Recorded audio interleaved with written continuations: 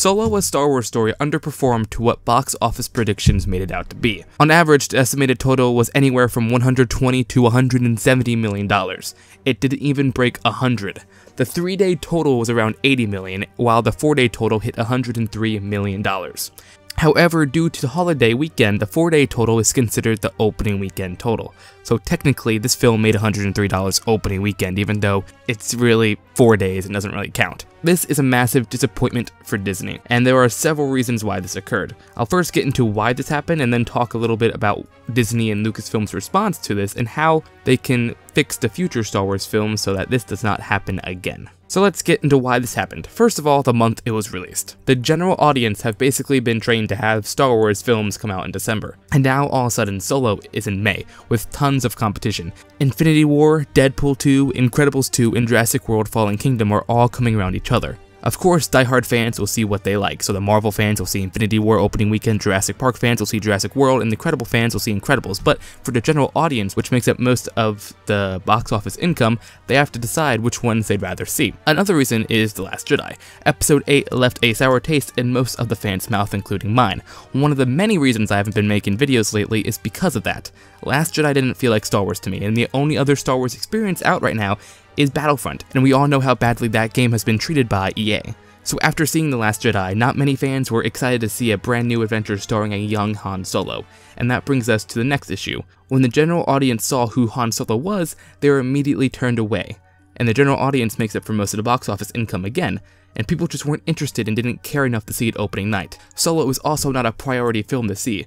It's a film you can watch the last week it's in theaters and still not get spoiled at all. The only spoiler thing that's in the movie is the cameo, while other blockbusters this summer, like Infinity War, was a must-see as soon as possible before you get spoiled due to the ending. Now let's get into what I believe the main issue with Solo was: the marketing campaign. Let's compare Solo to the other Star Wars films that have came out under Disney. The Force Awakens trailer came out 13 months before it was released in theaters. Both Rogue One and The Last Jedi trailers were released 8 months before they were out in theaters. Solo: A Star Wars Story trailer was released 3 months before it was in theaters. 3 months. There was no time for hype or to get excited, because when that first trailer was released, that's when the hype should have begun. They should have thrown the Solo trailer out opening night with The Last Jedi, at least turn that 3 months into 5. And finally, all the bad press this film got. Changing directors, reshooting 80% of the film, and Alden Ehrenreich's acting coach. All this spells out bad for the general audience and lessens their interest even more with the film. Now, Disney and Lucasfilm executives have been looking into this problem, but they are looking at it wrong. It's being reported that they believe the reason this failed was because of how close it was to Episode 8, and now their strategy is going to be expanding the release times between Star Wars movies. But this may be the case a little bit due to the quality of The Last Jedi and the delayed marketing campaign, but there are other issues they really need to focus on. The quality of the film. The general audience does not want to see a young Han Solo movie. It's just the truth. The reason Rogue One did so well with a $155 million opening weekend was because of what it meant for the universe. Rogue One, in my opinion, was a more important prequel to The New Hope than the prequel trilogy. They marketed well by using nostalgia, with the Death Star, Stormtroopers Yavin, and Darth freaking Vader, while at the same time introducing new content to the already known era: Death Troopers, Krennic, and the whole entire main cast. Solo doesn't have that. The most it had was the Falcon and Lando Calrissian in the marketing. So Disney and Lucasfilm executives should be looking at the story and what it brings to the universe of Star Wars, and what fans want.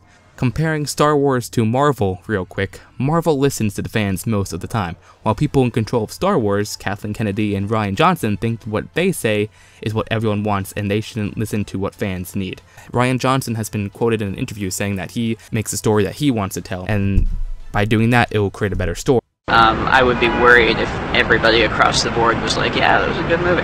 It's much more exciting to me when you get, you know, a group of people who are like coming up to you and really, really excited about it. And then there are other people who walk out just, I mean, literally saying it was the worst movie I've ever seen. Having those two extremes to me is, you know, is the mark of the type of movie that I want to make.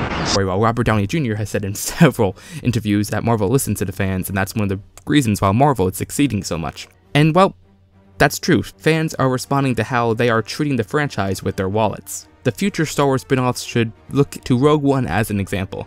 They were able to achieve so much with completely new characters, all because of what this film was, a direct prequel to A New Hope, ending literally minutes before episode 4 starts. They will always be able to get the diehard fans in the theaters, but the general audience was attracted by Vader, the Death Star, and how the Rebellion got the plans. Solo is just a fun ride showing how Han met Chewie and how Han received the Falcon. That's it. Nothing more, nothing universe changing other than the cameo, but that wasn't marketed at all, so there's no bringing credit to the cameo getting people in theaters unless it was spoiled for them, and that's the main reason they went. So yeah, Solo, a Star Wars story, is a major disappointment for Lucasfilm, and in my opinion they should get rid of the current president and bring in someone who actually knows Star Wars. Kathleen Kennedy is just a producer. It's what she's been her entire career. She shouldn't be in charge of what stories are told versus the stories that aren't told. That job belongs to someone who actually knows a thing or two about Star Wars.